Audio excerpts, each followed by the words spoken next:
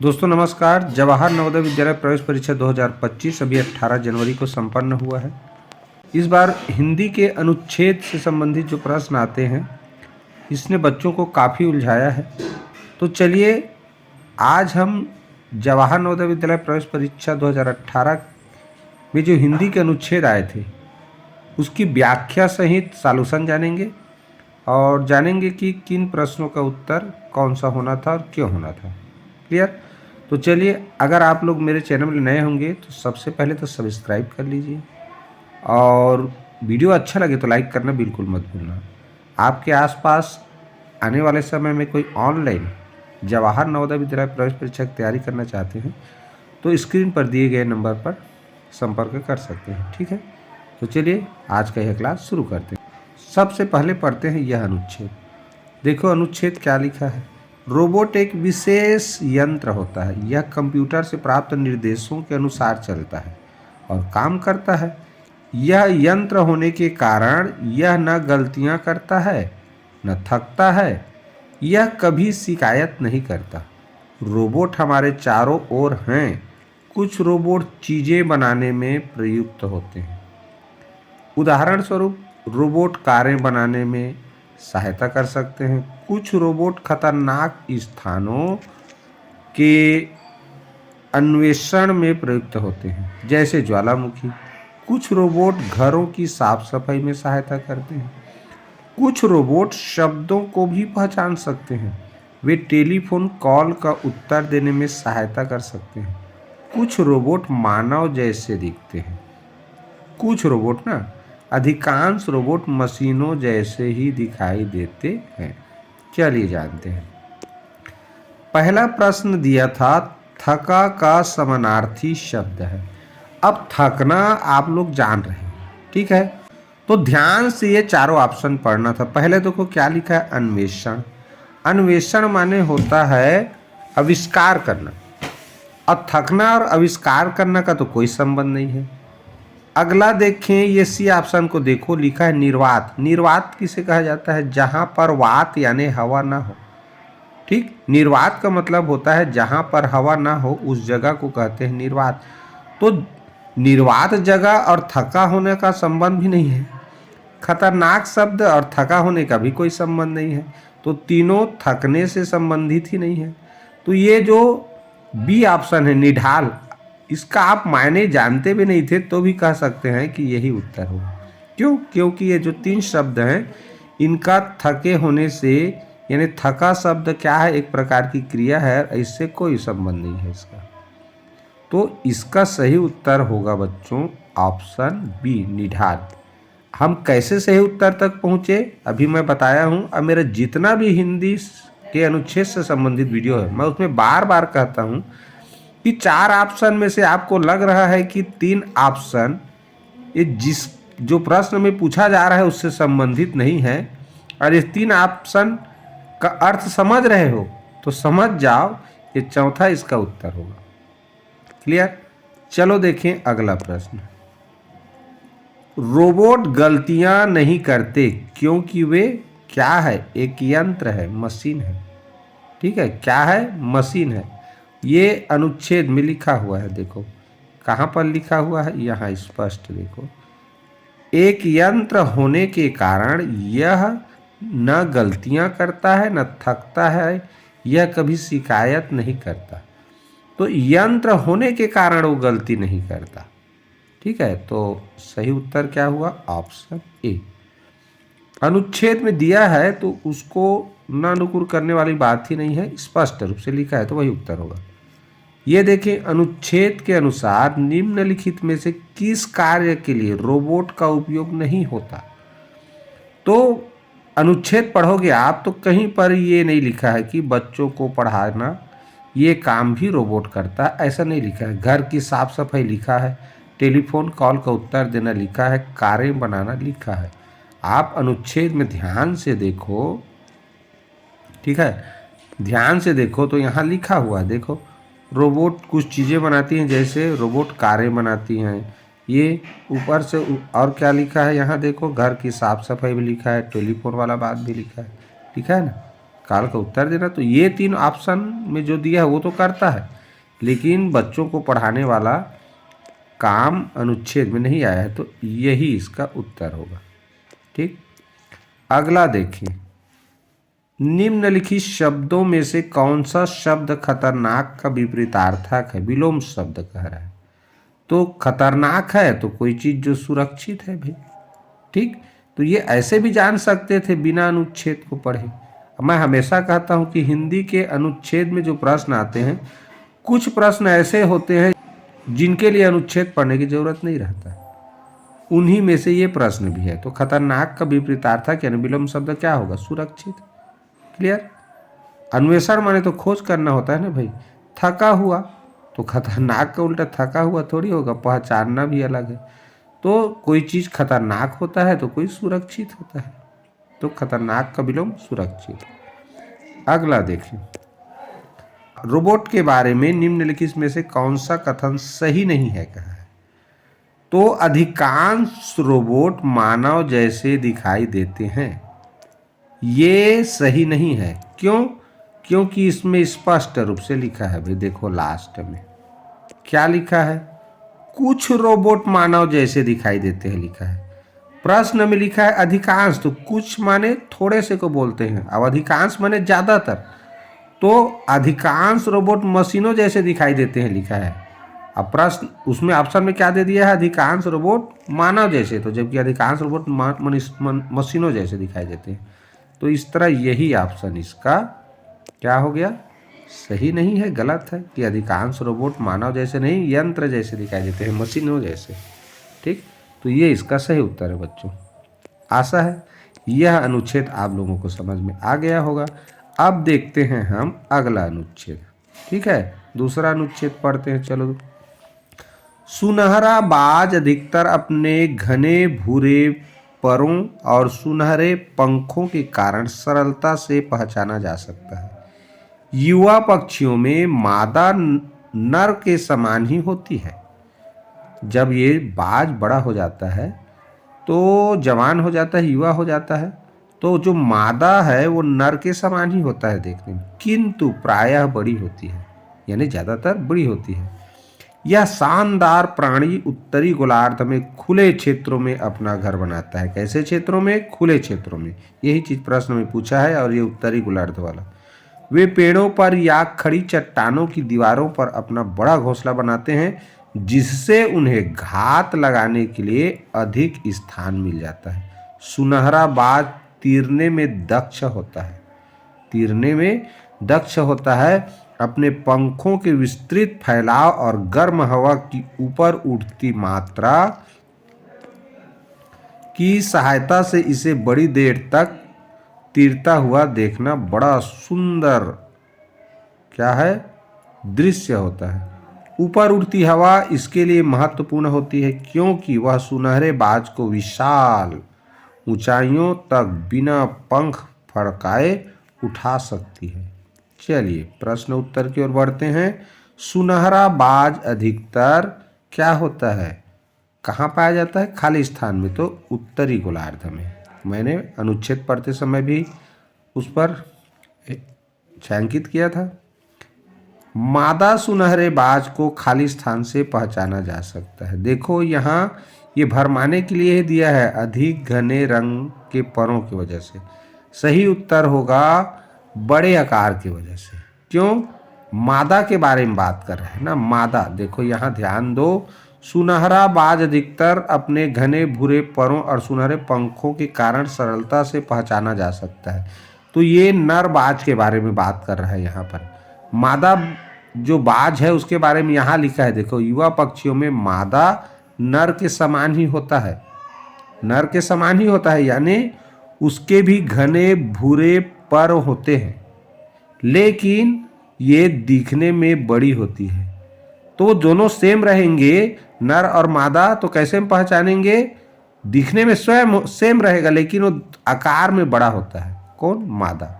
तो मुख्य रूप से पहचानने का तरीका क्या है मादा बाज को, कि वो थोड़ा दिखने में बड़ी होगी नर वाले से। तो यही इसका आंसर होगा।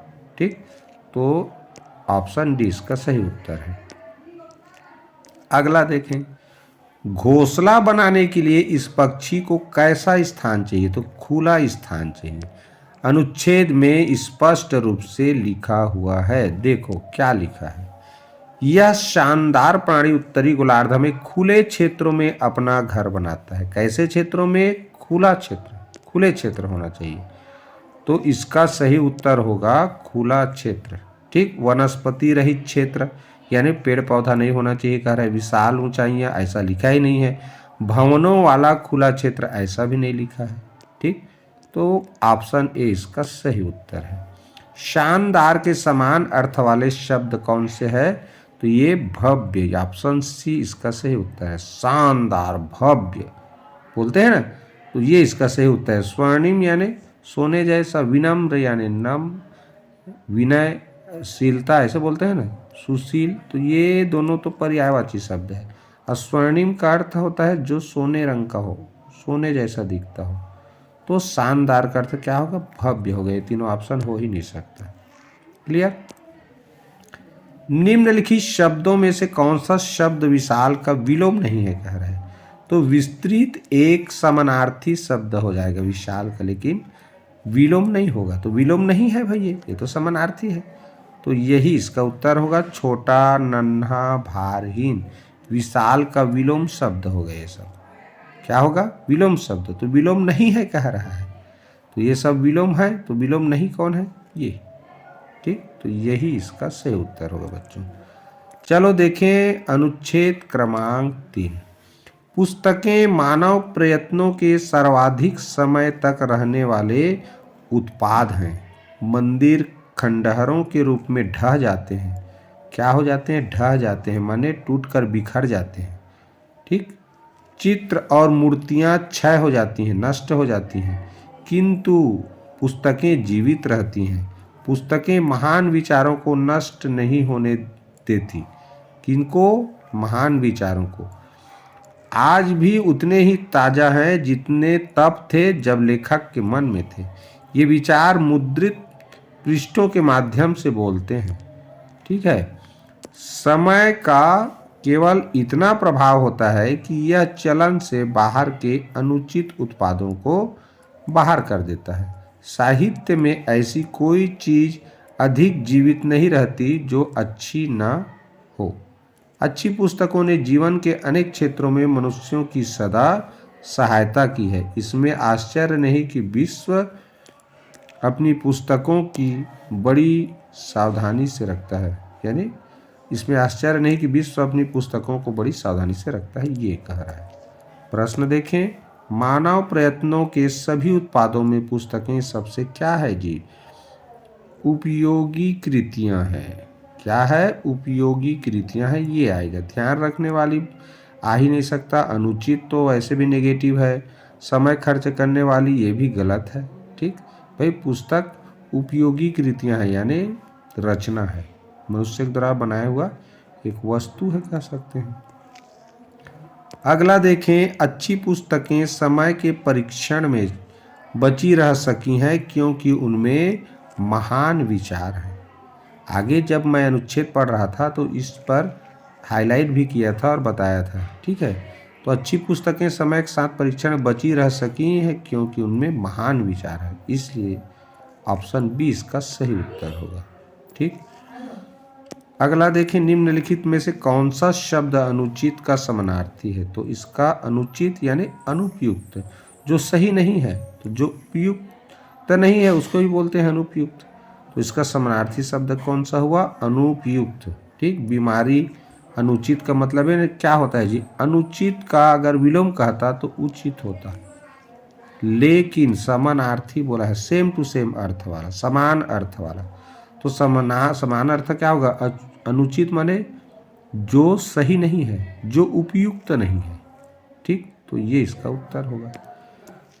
74 देखें, विश्व अपनी पुस्तकों को सावधानी से संभालता है क्योंकि वे विविध क्षेत्रों में यानी अनेक क्षेत्रों में हमारी सहायता करती हैं। ये लास्ट लाइन में आया है अनुच्छेद के, तो यही इसका उत्तर होगा। क्लियर?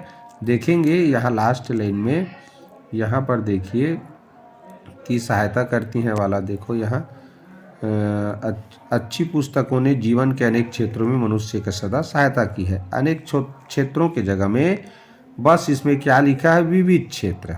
क्या लिखा है, विविध क्षेत्र लिखा है। ऑप्शन को देखो, विविध क्षेत्र, विविध को ही क्या बोला जाता है, अनेक। तो यही इसका आंसर होगा बच्चों। ठीक, ऑप्शन बी।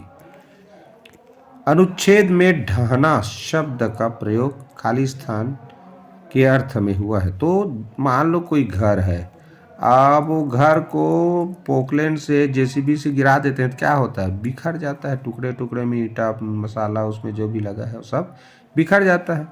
तो ढहना का अर्थ बिखर जाना होगा, अलग कर देना, हटा देना, काटना, ये नहीं होगा। ठीक, तो क्या होगा, बिखर जाना। ये इसका सही उत्तर है बच्चों। ठीक, चलिए अंतिम अनुच्छेद पढ़ते हैं। अंतिम अनुच्छेद क्या है, सभी मकड़ियां जाले बुनती हैं। जालों से मकड़ियों को 3 कार्य करने में मदद मिलती है। पहला कार्य क्या है, वे मकड़ियों के अंडे उठाए रखने में, खतरे में छिपने में और भोजन पकड़ने में सहायता करती हैं। ठीक, सहायक होते हैं। अधिकांश मकड़ियां गहरे मटमैल भूरे या काले रंग की होती हैं, जबकि मकड़ी के जाले हल्के रंग के सफ़ेद या धुंधले होते हैं। जब मकड़ियां अपने जाले में छिपती हैं तो उन्हें देख पाना कठिन होता है। आगे देखें, जाले मकड़ियों को भोजन पकड़ने में सहायक होते हैं। मकड़ी के जाले चिपचिपे होते हैं। कोई कीड़ा जाले में आया तो चिपक जाता है। वह निकलना चाहता है पर नहीं निकल सकता, वह फंस जाता है। जाले का हिलना अनुभव करके मकड़ियाँ समझ जाती हैं, कैसे, अनुभव करके, कि कीड़ा फंस चुका है। चलिए अंतिम अनुच्छेद का प्रश्न देखते हैं। यह अनुच्छेद किसके बारे में है, तो देखो पूरा का पूरा मकड़ी के जाले के महत्व के बारे में लिखा हुआ अनुच्छेद में। तो यही इसका उत्तर होगा भाई। मकड़ियों के लिए कीड़ों का महत्व तो बताया ही नहीं है, अंडे देने का महत्व बताया ही नहीं है, मकड़ियों का स्वभाव के बारे में नहीं बताया है। पूरा का पूरा अनुच्छेद मकड़ी के जाले के महत्व से संबंधित है। तो यही इसका उत्तर होगा बच्चों। ठीक, अगला देखें, मकड़ियों के जालों के बारे में क्या सही नहीं है। सही नहीं है तो वे अंडे पकड़े रहते हैं, तो बताया है इसमें कि उसमें अंडे अच्छे से ऊपर में ठहरे रहते हैं, उसका जो अंडा होता है। वे भोजन पकड़ते हैं, वे जल ढूंढते हैं, तो ये जल ढूंढने के बारे में कहीं पर भी उल्लेख नहीं हुआ है। ठीक है, तो वे शत्रुओं से रक्षा करते हैं, तो आया है ना, उससे जो जाला होता है मकड़ी का, वो मकड़ी को बचाता है। अब भोजन पकड़ते हैं तो भाई उसके ऊपर उसका जो भोजन रहेगा, यानी कि कीड़ा मकोड़ा जा करके उस मकड़ी के जाल में फंसते हैं ना, तो भोजन पकड़ने का काम आता ही है। जब मकड़ी के जाल में कोई कीड़ा फंस जाता है तो मकड़ी उसको खा जाता है। अंडे भी लिखा हुआ है, तो क्या वे जल पकड़ते हैं, इसके बारे में कहीं नहीं लिखा है, तो सही नहीं है लिखा है, तो यही इसका उत्तर होगा। 78 नंबर का प्रश्न देखें। फंसा का समानार्थी शब्द है। फंसा कब कैसे फंसता है, वो जो मकड़ी का जाला होता है उसमें जाके कीड़ा चिपक जाता है, और चिपक गया माने उसमें फंस गया। तो फंसा का समानार्थी शब्द इसमें क्या होगा, चिपका।